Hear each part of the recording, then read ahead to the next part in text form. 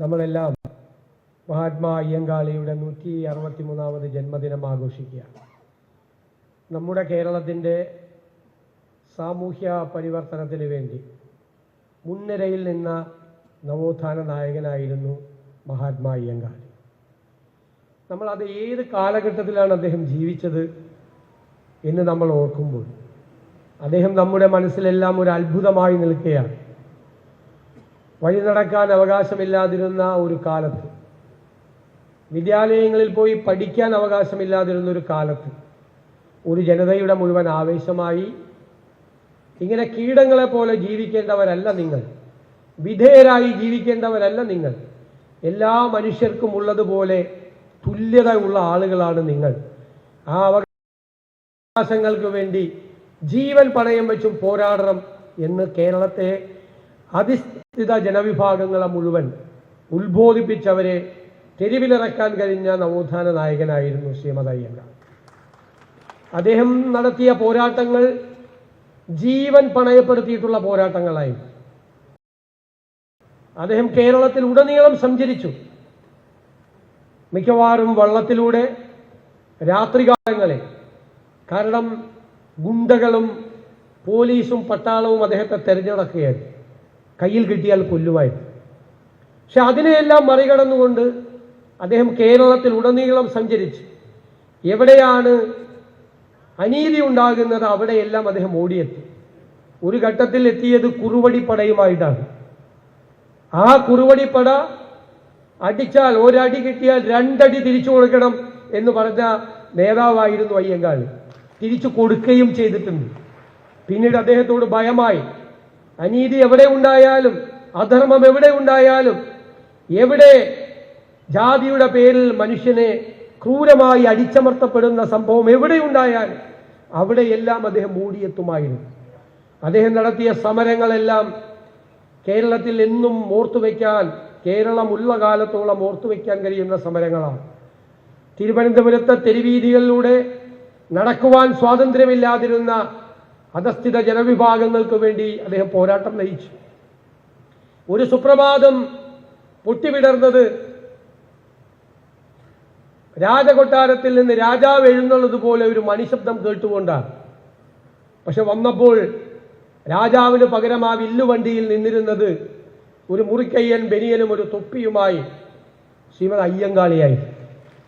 ആ വില്ലുവണ്ടി യാത്ര അന്ന് നടത്താൻ എല്ലാവരെയും വെല്ലുവിളിച്ചുകൊണ്ട് തിരുവനന്തപുരത്തെ രാജവീതികളിലൂടെ മഹാരാജാവ് സഞ്ചരിക്കുന്നത് പോലെ സഞ്ചരിച്ച് എല്ലാ മനുഷ്യരും തുല്യരാണ് എന്നുള്ള ബോധ്യം ഭരണകൂടത്തിന്റെ മനസ്സിലേക്ക് അദ്ദേഹം പറഞ്ഞു വയ്ക്കുകയായിരുന്നു അന്ന് ചെയ്തത്. 1912 എൻ്റെ ഓർമ്മ മാർച്ച് 4-ാം തീയതിയാണ്. ശ്രീമൂലം അസംബ്ലിയിൽ അദ്ദേഹം വിദ്യാഭ്യാസ അവകാശങ്ങൾക്ക് വേണ്ടി പോരാടി. ആ പ്രസംഗം ചരിത്രത്തിന്റെ ഭാഗമാണ്. തിരുവിതാംകൂറിലെ 6-7 സ്കൂളുകളിൽ മാത്രമാണ് ഈ സമുദായത്തിന് പിന്നോക്കം നിൽക്കുന്ന ജനവിഭാഗത്തിന് പഠിക്കാൻ അവസരമുണ്ടാകുന്നത്. അതുപോരാ, ഇന്ത്യയിലുടനീളം എല്ലാ വിദ്യാലയങ്ങളിലും അവർക്ക് പഠിക്കാനുള്ള അവസരമുണ്ടാകണമെന്ന് ആവശ്യപ്പെട്ടുകൊണ്ട് അദ്ദേഹം നടത്തിയ സമരം. കല്ലുമാല ബഹിഷ്കരിക്കാൻ, കുപ്പിച്ചില്ലുമാലയും കല്ലുമാലയും ധരിക്കാൻ സവർണ വിഭാഗങ്ങൾ ജാതിയിൽ താഴ്ന്നവരാണ് എന്ന് അവർ തീരുമാനിച്ചിരുന്ന ആളുകളോട്, അവരുടെ സ്ത്രീകളോട് നിർബന്ധിച്ചിരുന്ന ഒരു കാലഘട്ടത്തിൽ ആ കല്ലുമാല ബഹിഷ്കരിച്ചുകൊണ്ട് നടത്തിയ സമരം, കല്ലുമാല ബഹിഷ്കരണ സമരം, അതും കേരളത്തിന്റെ സാമൂഹ്യ ചരിത്രത്തിലെ ആർക്കും മാറ്റി എഴുതാൻ പറ്റാത്ത വലിയൊരു അധ്യായമായി മാറി. ആ പോരാട്ടമാണ് കേരളത്തിലെ വലിയ സാമൂഹ്യ പരിവർത്തനത്തിനിടയാക്കിയത് എന്ന കാര്യത്തിൽ സംശയം വേണ്ട. ഒരുപാട് നമ്മൾ മുന്നോട്ട് പോയി.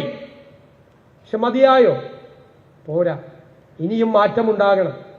ആ മാറ്റത്തിന് വേണ്ടിയിട്ടുള്ള പോരാട്ടത്തിൽ നിങ്ങളോടൊപ്പം ഈ സർക്കാരും ഉണ്ടാകും എന്ന് പറയാൻ വേണ്ടിയിട്ടാണ് ഞാൻ വന്നത്. ഞാൻ വന്നപ്പോൾ ശ്രീ സുരേഷ് ബജറ്റിനെ കുറിച്ചാണ് പ്രസംഗിച്ചുകൊണ്ടിരിക്കുന്നത്. 35,000 കോടി രൂപയുടെ ബജറ്റാണ് അവതരിപ്പിച്ചത്. ഞാൻ വന്ന് 2ാമത് ബജറ്റ് അവതരിപ്പിക്കാൻ നോക്കിയപ്പോൾ അതിൽ 20,000 കോടി ഇല്ല.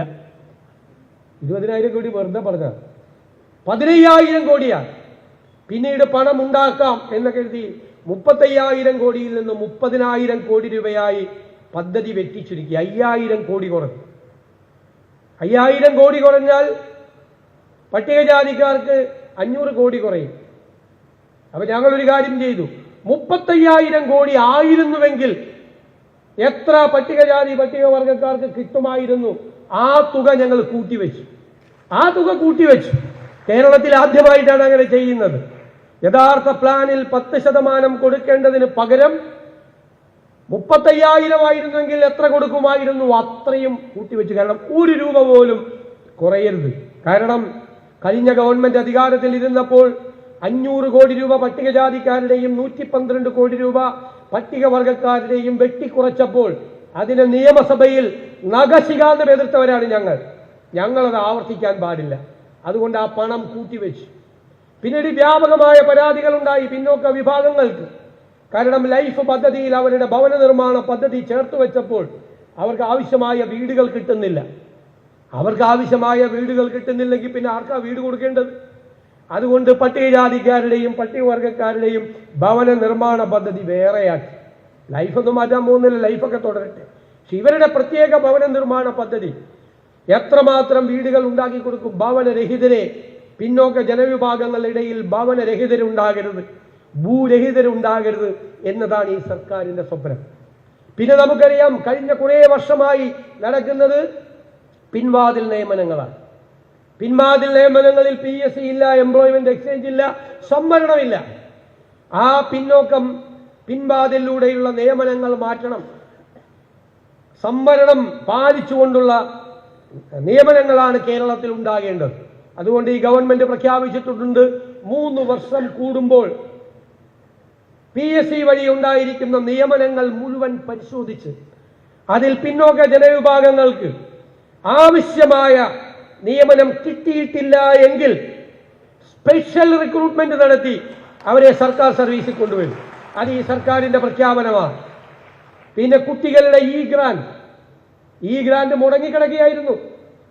ഈ സർക്കാരിന്റെ ഒന്നാമത്തെ മുൻഗണനയിൽ ഉള്ളത് കുട്ടികളുടെ, പിന്നോക്കം നിൽക്കുന്ന കുട്ടികളുടെ വിദ്യാഭ്യാസമാണ്. 1 രൂപ ബാക്കിയില്ലാതെ ഈ സർക്കാർ അധികാരത്തിൽ വന്ന് ധനപ്രതിസന്ധി ഉണ്ടായിട്ടും ഈ ഗ്രാന്റ്സിന്റെ മുഴുവൻ തുകയും അനുവദിച്ചുവെന്ന് ഞാൻ സന്തോഷത്തോടെ പറയാൻ ആഗ്രഹിക്കുന്നു. ഒരുപാട് കാര്യങ്ങൾ നമുക്ക് ചെയ്തു തീർക്കേണ്ടതുണ്ട്. അതിലേറ്റവും പ്രധാനപ്പെട്ട ഒന്ന് ദളിത് ക്രൈസ്തവരുടെ പ്രശ്നമാണ്. ആ ദളിത് ക്രൈസ്തവർ ഇന്ന് പിന്നോക്കം നിൽക്കുകയാണ് കേരളത്തിൽ. അതാണ് സാമൂഹ്യ യാഥാർത്ഥ്യം. അത് ഏറ്റവും കൂടുതൽ ഞങ്ങളുടെ എല്ലാം ശ്രദ്ധയിൽപ്പെടുത്തിയ സംഘടന CSDS ആണ് എന്ന് ഞാൻ പ്രത്യേകം പറയാൻ ആഗ്രഹിക്കുന്നു. ഞാൻ അക്കാര്യത്തിൽ സുരേഷിനെയും സഹപ്രവർത്തകരെയും പ്രത്യേകമായി അഭിനന്ദിക്കുന്നു. ആ വിഷയത്തിനും പരിഹാരമുണ്ടാക്കാൻ ഈ സർക്കാർ ശ്രമിക്കും എന്ന് ഞാൻ നിങ്ങൾക്ക് ഉറപ്പു നൽകുന്നു. അതിനുള്ള ശ്രമങ്ങൾ ആരംഭിക്കും, അതിനുള്ള പഠനങ്ങൾ ആരംഭിക്കും. അത് പഠിച്ച് അതിന്റെ ശതമാനം മനസ്സിലാക്കി ഏറ്റവും പിന്നോക്കാവസ്ഥയിൽ നിൽക്കുന്ന ആ ദളിത് ക്രൈസ്തവർ, എങ്ങുമെത്താതെ നിൽക്കുന്നവർ, ക്രൈസ്തവരെന്നുള്ള നിലയിലുള്ള പ്രിവിലേജ് കിട്ടുന്നില്ല, ദളിതരുടെ സംവരണം കിട്ടുന്നില്ല, ഈ രണ്ടും കിട്ടാത്ത ഒരവസ്ഥയിൽ എത്തി നിൽക്കുന്ന, പ്രത്യേക അവസ്ഥയിൽ എത്തി നിൽക്കുന്നവരാണ്. അവരെ പ്രത്യേക സംരക്ഷണം, അവരെ കൂടി ഈ സർക്കാർ ചേർത്ത് പിടിക്കും എന്ന കാര്യത്തിൽ ഒരു സംശയവും വേണ്ട. ഞങ്ങൾ കൂടെ ഉണ്ടാകും. കാരണം നമുക്ക് നമ്മുടെ അയ്യങ്കാളിയെ പോലുള്ള നവോത്ഥാന നായകന്മാർ അവർ ഈ കേരളത്തിൽ ഉണ്ടാക്കി വെച്ച ഒരു പാരമ്പര്യമുണ്ട്, ഒരു ചരിത്രമുണ്ട്. അവര് കേരളത്തിന്റെ ആ പുരോഗമന സ്വഭാവത്തിന്റെ അടിത്തറ പാകിയ ആളുകളാണ്. അവരോട് നീതി പുലർത്താനുള്ള ബാധ്യത ഏത് ഭരണാധികാരിക്കും ഉണ്ട് എന്ന് ഞങ്ങളെല്ലാം തിരിച്ചറിഞ്ഞിട്ടുണ്ട്. ശ്രീ ഉമ്മൻചാണ്ടി സാറാണ് CSDS-ന് കോളേജ് അനുവദിച്ചത്. പക്ഷേ അത് യാഥാർത്ഥ്യമായില്ല 10 വർഷക്കാലം. ഉമ്മൻചാണ്ടി സാറിനെ പോലുള്ള പരിണതപ്രജ്ഞനായൊരു നേതാവ് നിങ്ങൾക്കൊരു കോളേജ് അനുവദിച്ചിട്ടുണ്ടെങ്കിൽ അദ്ദേഹത്തിന്റെ പിൻഗാമിയായി വന്ന എനിക്കും എന്റെ സഹപ്രവർത്തകർക്കും അത് നടപ്പാക്കാനുള്ള ബാധ്യതയുണ്ട്. ആ കോളേജ് CSDS-ന് ലഭ്യമാക്കിയിരിക്കും. അത് ഉമ്മൻചാണ്ടിയോട് കൂടിയുള്ള നീതി പുലർത്തലായിരിക്കും എന്ന് ഞങ്ങൾ കരുതുന്നു. ആ കോളേജ് ഉമ്മൻചാണ്ടി സാർ പ്രഖ്യാപിച്ച കോളേജ് നിങ്ങൾക്ക് ലഭിച്ചിരിക്കും. എന്തെല്ലാം സാമ്പത്തിക പ്രതിസന്ധിയും എന്തെല്ലാം വിഷയങ്ങളുണ്ടെങ്കിൽ ഈ ഏറ്റവും പ്രയാസമനുഭവിക്കുന്ന ജനതയുടെ പ്രശ്നങ്ങൾക്ക് പരിഹാരമുണ്ടാക്കാൻ അത് മുൻഗണന നൽകിക്കൊണ്ട് ഗവൺമെന്റ് ഉണ്ടാകും എന്ന് മാത്രം പറഞ്ഞുകൊണ്ട് നിങ്ങൾക്ക് എല്ലാവർക്കും ഈ ജന്മദിനാഘോഷത്തോടനുബന്ധിച്ചുള്ള ആശംസകൾ നേർന്നുകൊണ്ട് മഹാത്മാ അയ്യങ്കാളിയുടെ 163ാമത് ജന്മദിനാഘോഷം ഞാൻ നിങ്ങളുടെ എല്ലാവരുടെയും അനുവാദത്തോടെ ഉദ്ഘാടനം ചെയ്തതായി അറിയിക്കുന്നു. നന്ദി, നമസ്കാരം.